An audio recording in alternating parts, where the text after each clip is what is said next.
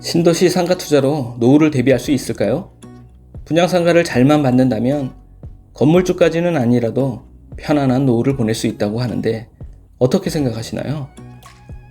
지금 보시는 이곳 신도시는 김포시와 서울 강서구와도 인근에 위치한 인천 검단 신도시입니다.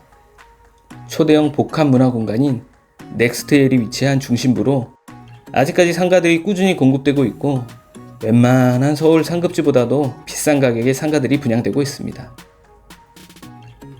상가 공실률이 역대 최고를 향해 달려가고 있지만 계속되고 있는 아파트 배후 세대를 보고 있으면 언젠가 내 상가도 왠지 대박이 날 것 같은 느낌입니다.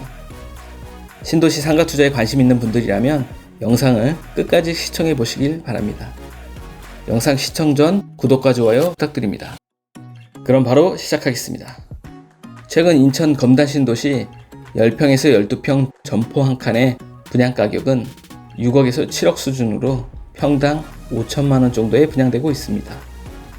은행 이자보다 나은 수익률과 향후 상가 매도가를 맞추기 위해서는 월세 가격은 최소 200만원은 넘어야 하고 300만원 이상의 매물도 어렵지 않게 찾아볼 수 있습니다. 이 정도 월세면 아무리 구축이라도 서울 인기 지역인 성수동 상가나 잠실 이면도로 상가 임대료와도 비슷한 수준입니다. 한참 공사 중인 인천 도시철도 1호선이 2025년 연장되어 개통 예정이고 서울 지하철 5호선 연장, 법원 검찰청 이전 등 각종 호재가 넘치는 이곳 검단 신도시는 2021년 1단계 조성사업까지 완료되었습니다.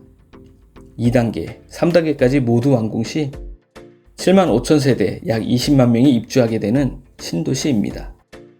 1단계 사업이 완료된 지금 도시의 절반가량인 3만 3천 가구가 채워진 상태인데요. 아파트 입주는 100% 완료된 데 반해 상가 입주율은 채 50%도 안 되는 상황입니다. 상업 용지 비율은 1.12%로 다른 1기, 2기 신도시에 비해 상대적으로 낮다고는 하지만 현재 수십 개씩 공실을 보유한 대형 상가들이 검단 신도시 내에 즐비한 상황입니다. 앞으로도 상가 건물이 더 지어질 예정이고 빈 나대지들이 얼마나 많이 그리고 얼마나 빨리 상가 건물로 들어설지는 미지수입니다. 상가의 경우 일반적으로 1층부터 임차인이 맞춰지기 시작하는데 검단 신도시는 여전히 1층 공실이 많을 뿐만 아니라 2층부터는 거의 비어진 건물이 많습니다. 신도시가 만들어진 지 이제 막 2년이 지났을 뿐 상권이 형성되려면 10년은 지나봐야 한다고 말하는 분들도 있습니다. 하지만 이미 예정 배후 수요의 절반가량이 들어와 있어 신도시 조성사업 완료 시점인 2026년까지 지금보다 엄청난 유동인구 증가를 기대하기는 어려울 것으로 봐도 좋을 것 같습니다. 반면 검단의 신축 상가는 지금도 하나 둘 분양되고 있습니다. 물론 모두 완판되지는 못했지만 퇴직했거나 퇴직을 앞둔 많은 분들이 상가를 분양받았고 분양상가에 임차인을 못 구해 발을 동동거리는 사람이 그렇지 않은 사람보다 더 많은 심각한 상황입니다. 월세를 낮춰보라는 주변 지인들의 조언에도 수익률을 생각하면 월세를 한없이 낮출 수도 없는 곤란한 상황이 이곳 신도시에서 빈번히 일어나고 있습니다. 한 퇴직자는 건물주를 꿈꾸며 퇴직금에 아파트 담보대출 5억까지 빌려 7억 상가에 투자했는데 지금은 매달 대출이자만 약 200만원이 나가고 있다고 하는 걸 보면 월세를 낮춰 상가를 내놓을 수도 없는 상황이 이해가 됩니다. 원금은 고사하고 이자라도 부담하려면 하루빨리 200, 300만원을 내줄 수 있는 수완 좋은 임차인을 들여야 하는데 상가를 보러 오는 사람도 없어 답답하기 그지없다고 합니다. 임차인을 못 구할 경우 대출이자 외에 매달 수십만원의 관리비와 각종 세금까지 부담하다 보니 이런저런 비용만 매월 300만원 가까이 지출되면서 말 그대로 숨만 쉬어도 돈이 나가는 곤란한 상황에 처한 것입니다. 서울 중심 지역을 제외하면 거의 대부분의 지역 소형 상가의 월세는 300만원이 채 안됩니다. 그럼에도 신도시에서는 분양가 자체가 너무 높아 수익률을 맞추기 위해 어쩔 수 없이 서울에 버금가는 월세를 원하고 있고 그 월세를 내면서도 장사가 될 것이라고 생각하거나 그 이상의 수익을 낼 수 있는 상가만 지금 검단 신도시에서 장사를 하고 있는 겁니다. 12평 내외의 상가 한 칸으로 과연 무엇을 할 수 있을까요?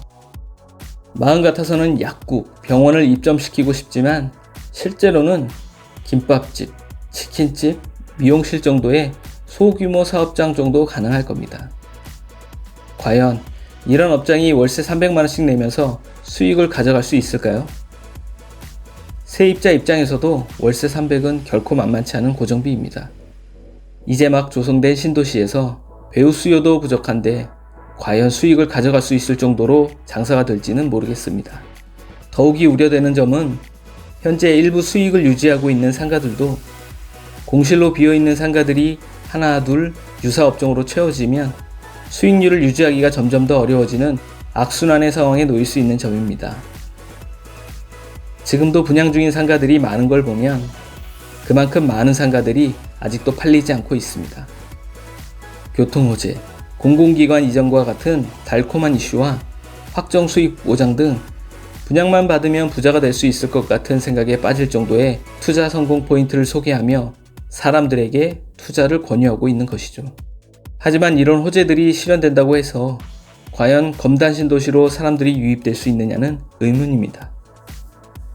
신도시 입주민 외에 부족한 다른 고객을 모을 수 있는 무언가가 있어야 하는데 아직 이렇다 할 이슈가 없는 것 같습니다. 이런 상황인데 지금까지 만들어진 상가보다도 더 많은 상가들이 계속해서 지어지고 있고 앞으로도 더 지어지려 분양 광고 중에 있어 더 큰 문제입니다. 아파트 단지들이 계속해서 들어서고 있어 충분히 수익을 얻을 수 있을 것 같은 장밋빛 전망을 보다 객관적으로 바라보셔야 합니다. 최근 온라인 쇼핑과 배달 음식이 대세로 자리 잡으면서 물건을 구매하려고 집 앞에 나가는 건 편의점이 다일 정도로 소비 패턴에 많은 변화가 있습니다. 말 그대로 상가의 좋은 시절이 그만 지나간 것 같기도 합니다. 상가에 투자하기 전에 상가가 꼭 필요한 분이 아니라면 상가 구매를 더 신중히 생각해 보시기 바랍니다. 분양 이후 상가 가격이 더 오를까봐 조급해하며 묻지마식으로 투자하는 오류를 범하지 말아야 합니다. 오죽했으면 원수를 망하게 하려면 신도시 상가를 추천해줘라라는 말이 나오기까지 했겠습니까?